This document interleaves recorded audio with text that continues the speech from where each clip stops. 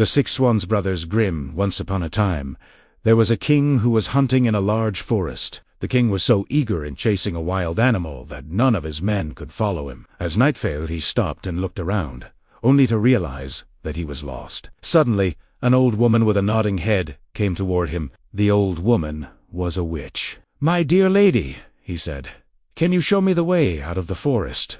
But I have a condition, and if you do not fulfill it, you will never leave the forest and die of hunger." "What is the condition?" the king asked. "I have a daughter," said the old woman. "She is as beautiful as all the people in the world put together. If you want to take her as your bride and make her the queen, I will show you the way out of the forest."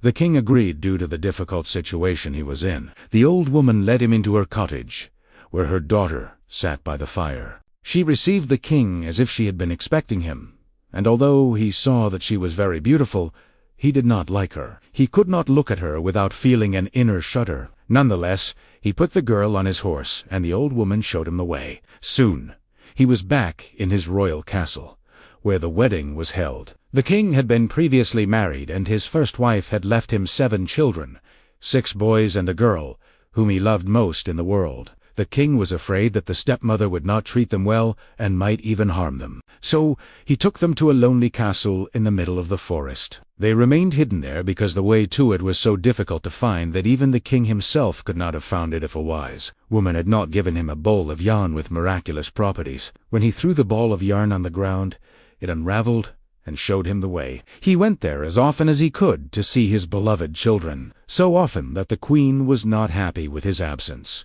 She became curious and wanted to know why he went into the forest alone so often. She bribed his servants with a lot of money, and they showed her the secret and told her about the ball of yarn that could guide her to the children. The queen could not rest. After discovering where the king was going, she made a few white silk shirts and sewed a spell in each of them, as she had learned from the witchcraft of her mother. One day, when the king had gone hunting, she took the shirts and went into the forest. The ball of yarn guided her.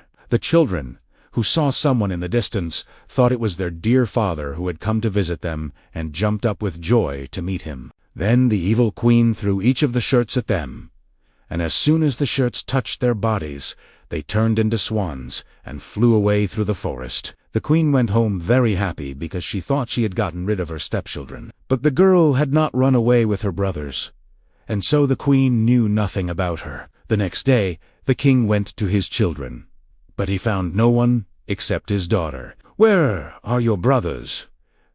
asked the king. "Ah, dear father," she answered, "they are gone and have left me behind." She then told him how, from her window, she had seen her brothers fly away as swans through the forest. She showed him the feathers they had dropped on the courtyard, and that she had picked up. The king was saddened.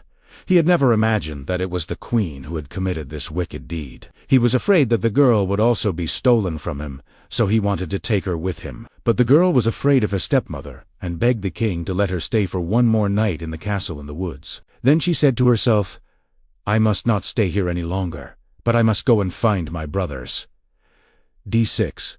Zwanensprukje. When night fell, she fled and went straight into the woods. She walked that night and the next day until she could no longer go on from exhaustion. Finally, she saw a simple hut, and she went inside and found a room with 6 little beds in it. She didn't dare to lie down in them, but she crawled under one of the beds and lay on the hard planks and wished that the night would come quickly. As the sun was almost setting, she heard a rustling sound and saw 6 swans fly in through the window. They settled on the ground and blew at each other until they had blown off all their feathers. Then they took off their swan skins as if they were shirts. The girl looked at them and recognized them as her brothers.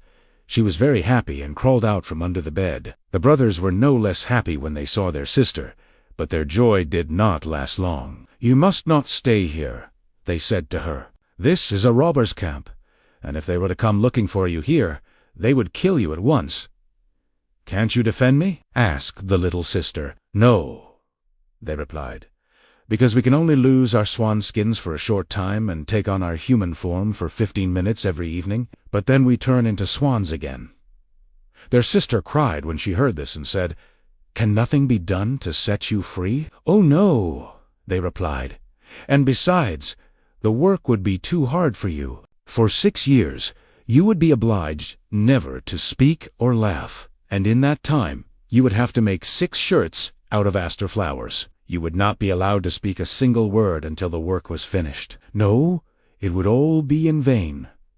And just as the brothers had told her this, the quarter hour ended, and they turned back into swans and flew out of the window. But the girl decided to set her brothers free, even if it cost her life. She left the hut and went into the woods, climbed up a tree, and spent the night there. The next morning she went to work. She gathered asters and began sewing them together. As for speaking, there was no one to speak to, and as for laughing, she had no desire to do so. So she sat and did nothing else but her work. After she had been working like this for a while, it happened one day that the king of that land went hunting in the woods. A few of his hunters came to the tree in which the girl was sitting. They called out to her and asked, "Who are you?"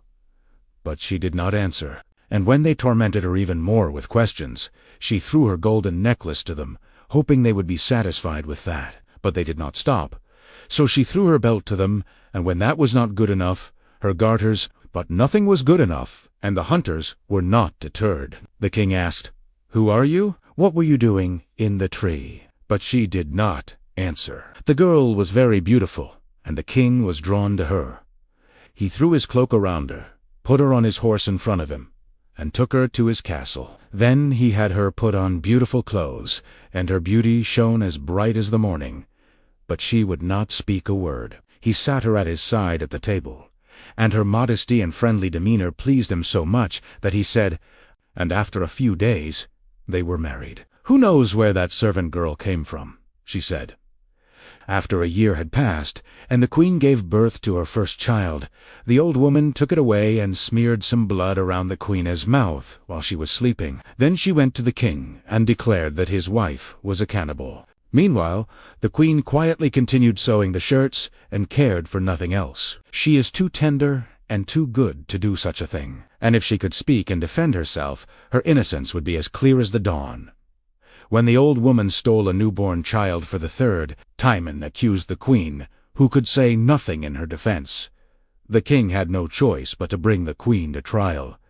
She was sentenced to suffer. She would be killed by fire, to free her beloved brothers from the evil enchantment. The 6 shirts were ready, except for one, which still needed its left sleeve to be finished. As she was led to the stake, she carried the 6 shirts on her arm. She saw that her redemption was near, and her heart beat with joy. The swans came close to her with flapping wings, and bent around her, so that she could throw the shirts over them. When that was done, the swanskins fell off of them, and her brothers stood completely safe and sound in their own bodies before her. But one shirt had no left sleeve, and so the youngest brother had a swan wing instead of a left arm. "My dearest husband, now I can finally dare to speak and tell you that I am innocent and falsely accused." She told him about the treachery of the stepmother, who had taken away and hidden the 3 children. Instead of the queen, the wicked stepmother was now tied to the stake on the pyre and burned to ashes.